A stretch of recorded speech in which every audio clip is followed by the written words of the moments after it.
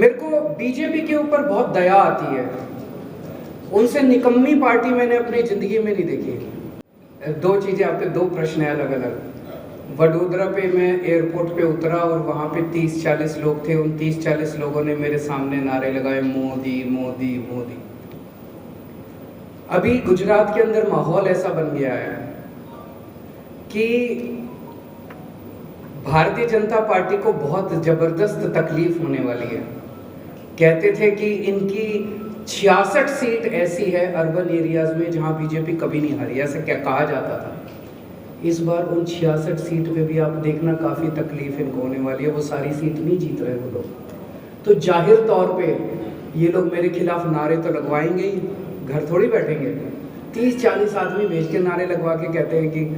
दूसरी चीज़ एक बड़ी इंटरेस्टिंग है, जब भी राहुल गांधी जी गुजरात आए इन्होंने उनके सामने नारे नहीं लगाए। बीजेपी वाले भी कांग्रेस वाले भी केजरीवाल के खिलाफ दोनों मिलकर नारे लगाते हैं। दोनों इकट्ठे हो गए, दोनों मुझे गाली देते हैं, दोनों मेरे पीछे पड़े हुए। आपका दूसरा प्रश्न है, ये लोग कहते हैं कि गुजरात के लोगों को फ्री नहीं मिलना चाहिए।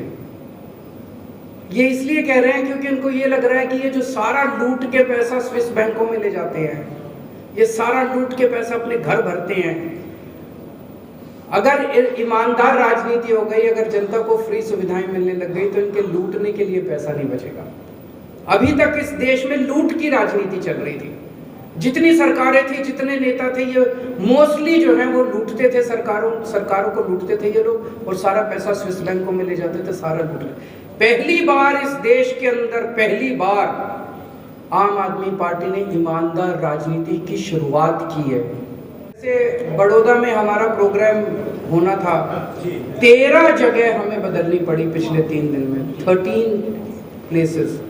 यहाँ पे हमने फिक्स किया, उसको फ़ोन करके धमकाया इन लोगों ने। यहाँ फिक्स किया, उसको फ़ोन करके धमकाया कि केजरीवाल का प्रोग्राम नहीं होने देना, आम आदमी पार्टी का प्रोग्राम। ये जनतंत्र के लिए सही नहीं है। हम लोग एक दूसरे के दुश्मन थोड़ी हैं, हम पक्ष और विपक्ष हैं। इस तरह से हमें एक दूसरे, ये गुंडागर्दी है, और इसी वजह से आज गुजरात की जनता इन लोगों की गुंडागर्दी से परेशान है। तो अगर किसी ने भी गड़बड़ की उसको सज़ा दीजिए।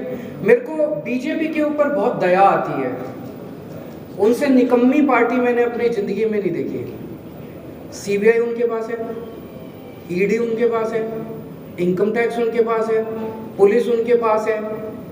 उसके बावजूद वो रोज प्रेस कॉन्फ्रेंस करके कुछ इसने ये कर दिया, उसने वो कर दिया, उसने। जिंदगी में कभी केंद्र में हमारी सरकार बनी तो हम दोषियों को जेल भेजेंगे, प्रेस कॉन्फ्रेंस नहीं करेंगे। इसका ये मतलब है कि उनसे काम नहीं हो रहा, नौटंकी कर रहे हैं, सुबह से शाम तक बैठ के नौटंकी करते हैं।